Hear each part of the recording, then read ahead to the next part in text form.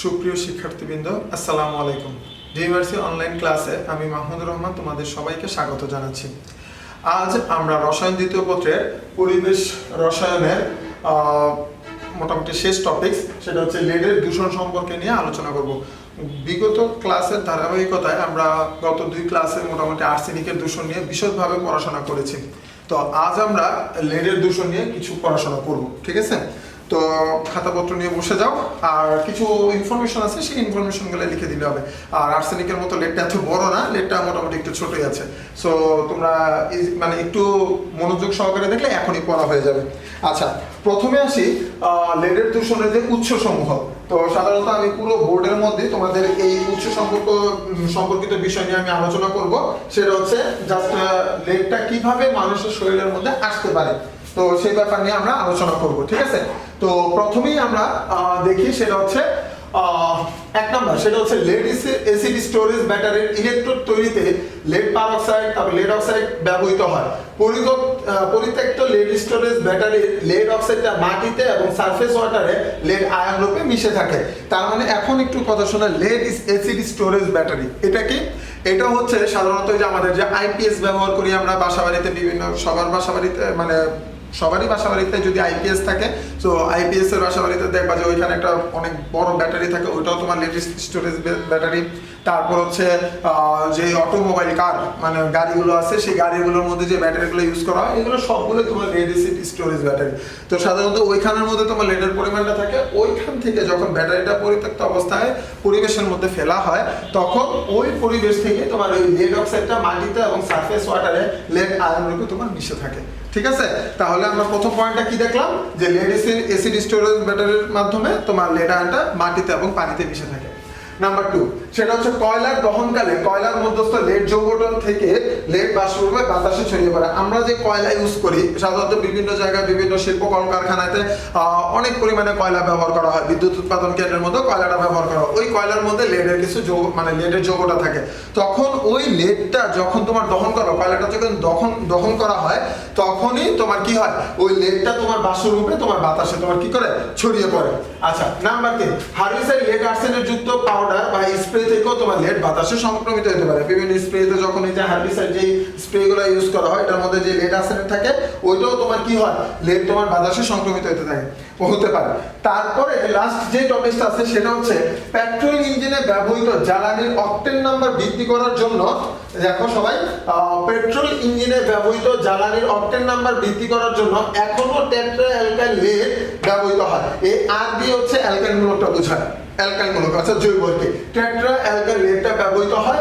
আর motor ইঞ্জিনের জ্বালানির দহনে সৃষ্ট বর্জ্য গ্যাসে লেড বাষ্প লেড অক্সাইডে পরিণত হয়ে মাটিতে অধঃক্ষিপ্ত হয়। এবার একটু কথা শোনো, সাধারণত টেট্রা ইথা অ্যালকাইল লেডটা কেন ব্যবহার করা হয়? সাধারণত টেট্রা ইথাইল লেডটা বেশি ব্যবহার করা হয়, TEL। তো এটা কেন ব্যবহার করা হয় আমি একটু তোমাদেরকে একটু সংক্ষেপে বলে দিই। সেটা হচ্ছে সাধারণত আমরা মোটর গাড়িতে যে জ্বালানিটা ইউজ করি, তো এই জ্বালানিটার সাধারণত কোয়ালিটি এটা নির্ভর করে অকটেন নাম্বারের উপর। তো সাধারণত তোমার এই অকটেন নাম্বারটা সাধারণত বৃদ্ধি করার জন্য, অকটেন নাম্বারটা যত ভালো হয় তত বেশি।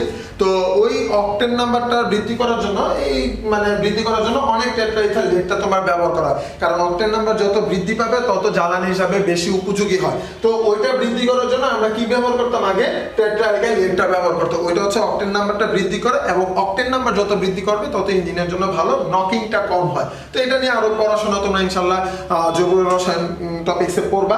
তো এখানে আমি শুধুমাত্র এতটুকু বলে দিই যে এই যে জ্বালানির যে অকটেন নাম্বারটা বৃদ্ধি করার জন্য যে টেট্রা অ্যালকাইল লেডটা যে ব্যবহার করা হচ্ছে, এই টেট্রা অ্যালকাইল লেডটা যখন জ্বালানির দহনটা ঘটে, তখন সৃষ্ট বর্জ্য গ্যাসে লেড বাষ্পরূপে লেড অক্সাইড পরিণত হয়ে মাটিতে অধঃক্ষিপ্ত হয়। তো আমরা প্রথমে এবার সবাই আমরা একটু আরেকবার উৎসগুলো দেখি, সেগুলো কি কি কি প্রথম হচ্ছে লেড অ্যাসিড স্টোরেজ ব্যাটারি। এটার মাধ্যমে তোমার কি হয়, লেড 2+ আয়ন রূপে মাটিতে এবং সারফেস ওয়াটার কোনগুলা গত ক্লাসে পড়িয়েছি, সেটা কি ওই যে জলাশয়, নদী, খাল, বিল, পুকুর আছে, ওগুলো হচ্ছে সারফেস ওয়াটার। এই সারফেস ওয়াটারে তোমার লেড আয়ন রূপে মিশে থাকে।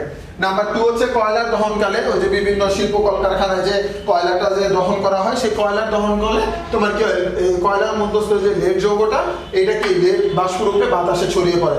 তারপর হচ্ছে কি তোমার কি হার্বিসাইড লেড আর্সেনেট যুক্ত পাউডার বা স্প্রে থেকে লেড বাতাসে সংক্রমিত হয়।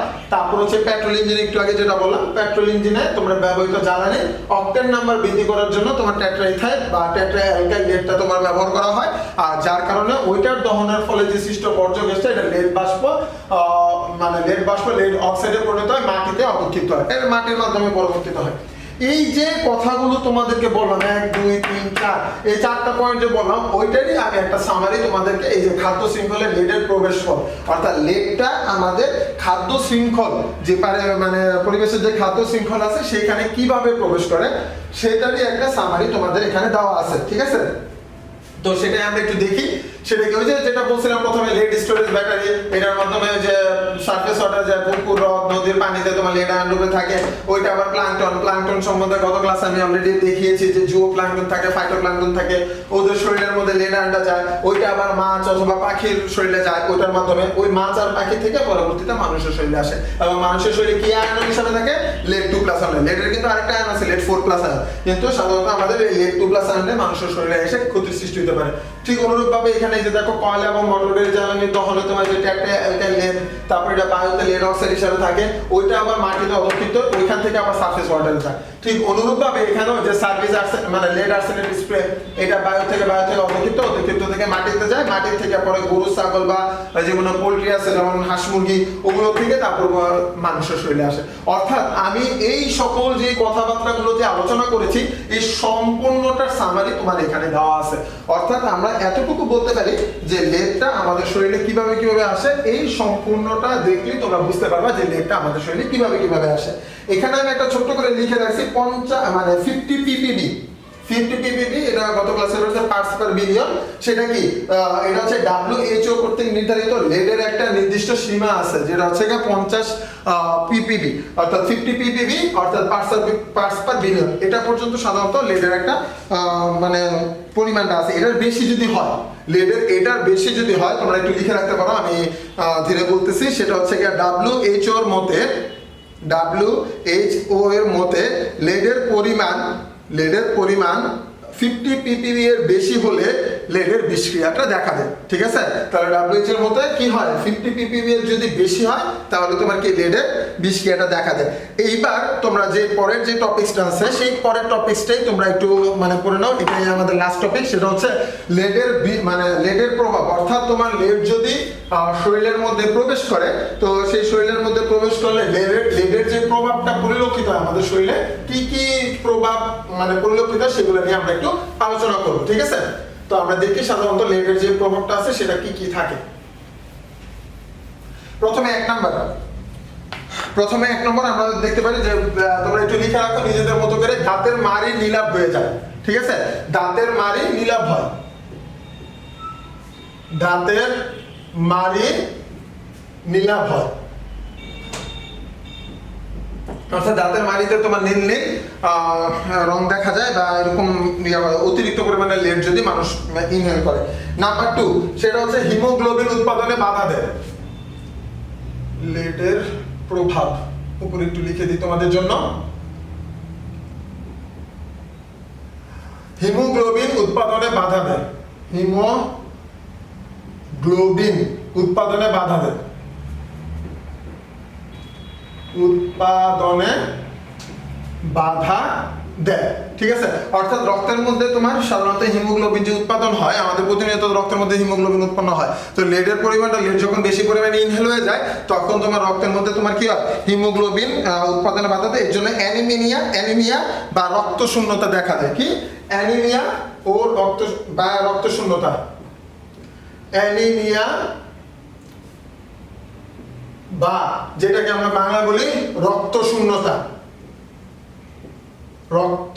শূন্যতা দেখা দেয়, ঠিক আছে। তাহলে আমরা কি বললাম, প্রথমে একটা বললাম কি দাঁতের মাড়িটা তোমার কি হয়, নীলাভ হয়ে যায়, আর রক্তের মধ্যে কি হিমোগ্লোবিন উৎপাদনে বাধা দেয়, এই কারণে তোমার কি অ্যানিমিয়া বা কি রক্ত শূন্যতা দেখা দেয়, ঠিক আছে। আর তিন নম্বরটা হচ্ছে গর্ভবতী মহিলা সাধারণত যদি গর্ভবতী মহিলারা যদি এই লেডটা যদি ইনহেল করে তাহলে অনেক সময় মৃত সন্তান প্রসব করতে পারে। অর্থাৎ গর্ভবতী মহিলাদের জন্য এটা খুবই ঝুঁকিপূর্ণ। কি বলছি তোমরা একটু লিখে রাখতে পারো, সেটা হচ্ছে গর্ভবতী মহিলারা সাধারণত কি মৃত সন্তান প্রসব করে যদি কিনা লেডের বিষ খায়। লেডের বিষ খেয়ে যখন বেশি হয় তখন গর্ভবতী মহিলারা তোমার কি করে মৃত সন্তান প্রসব করে। আর আরেকটা টপিকস আছে, সেটা হচ্ছে যদি 7 বছরের কম বয়সী 7 বছরের কম বয়সী শিশুদের যদি এরকম ভাবে লেডের বিষ কেটে দেয় তখন মস্তিষ্কের স্বাভাবিক বৃদ্ধিটা অনেক ব্যাহত হয়। ঠিক আছে, কি বলছি যে 7 বছরের কম বয়সী যদি কোনো শিশু এই লেডের বিষক্রিয়াটা দেখা দেয় তার মধ্যে, তাহলে তাদের কি মস্তিষ্কের যে স্বাভাবিক যে বৃদ্ধিটা আছে সেই স্বাভাবিক বৃদ্ধিটা অনেকাংশে ব্যাহত। অর্থাৎ অনেক সময় অনেক শিশুরই তোমার কি আইকিউ লেভেল অনেকাংশে কমে যায়। ঠিক আছে, অর্থাৎ তাদের মস্তিষ্কের স্বাভাবিক বৃদ্ধিটা হয় না যেভাবে মানে নর্মাল। তাহলে লেডের বিষক্রিয়ার প্রভাবটা আমরা 4টা পয়েন্ট মানে 3টা পয়েন্ট বললাম। সেটা কি, প্রথম হচ্ছে দাঁতের মাড়িটা তোমার নীরব হয়ে যায়। নাম্বার 2 কি, রক্তের মধ্যে হিমোগ্লোবিন উৎপাদনে বাধা দেয়, এই কারণে কি হয় অ্যানিমিয়া বা রক্ত শূন্যতা দেখা দেয়। আর তারপর হচ্ছে কি গর্ভবতী মহিলাদের মধ্যে যদি এই লেডের বিষক্রিয়াটা প্রকোপ ভাবে মানে প্রচুর ভাবে দেখা দেয় তাহলে কি হয়, তারা কি মৃত সন্তান প্রসব করতে পারে। আর হচ্ছে 7 বছর কম বয়সী শিশুদের মধ্যে যদি লেডের বিষক্রিয়ার প্রভাবটা যদি দেখা দেয় তাহলে কি হয়, অনেক সময় মানে তাদের মস্তিষ্কের স্বাভাবিক যে বিকাশটা সেই বিকাশটা ব্যাহত হয় এবং তোমার কি হয় আইকিউ লেভেল অনেক নিচে নেমে যায়। ঠিক আছে, তো তাহলে আমরা এই লেডের দূষণ সম্পর্কে আমরা কি কি পড়লাম, সাধারণত কি কি উৎস আছে আমরা একটু মানে তোমাদের লাস্ট একবার শেষ মুহূর্তে আমি এটা বলে দিচ্ছি। সেটা হচ্ছে কি কি ভাবে লেডটার উৎস কি কি, অর্থাৎ কত কত উপায়ে লেডটা মানুষের শরীরে আসতে পারে সেটা প্রত্যেকটা পয়েন্টে আমি এখানে লিখে আছে। 4টা পয়েন্ট আছে, 1টা 2টা 3টা 4টা, এই 4টা পয়েন্টে আছে। প্রথমে লেড এসিড স্টোরেজ ব্যাটারি আছে, তারপর হচ্ছে কয়লার মাধ্যমে যায়, তারপর হচ্ছে যে হার্বিসাইড লেড আর্সেনেট যুক্ত পাউডার বা স্প্রে ব্যবহার করলে, আর একটা হচ্ছে গিয়ে ওই পেট্রোলের যে নকিং মানে অকটেন নাম্বারটা বৃদ্ধি করার জন্য টেট্রাঅ্যালকাইল লেডটা ব্যবহার করা হয়। এই 4টা ভাবে এই 4 উপায়ে তোমার লেডটা কি করতে পারে মানে পরিবেশে মিশতে পারে। তারপরে আমি একটা ছক দেখিয়েছিলাম তোমাদেরকে, সেই ছকের মধ্যে কি ছিল, সেই ছকের মধ্যে ছিল এটা যে লেডটা কিভাবে মানুষের শরীরে, অর্থাৎ এই লেখাগুলো তোমার ছকের মাধ্যমে আমি মানে ছকের মাধ্যমে দেখিয়েছি।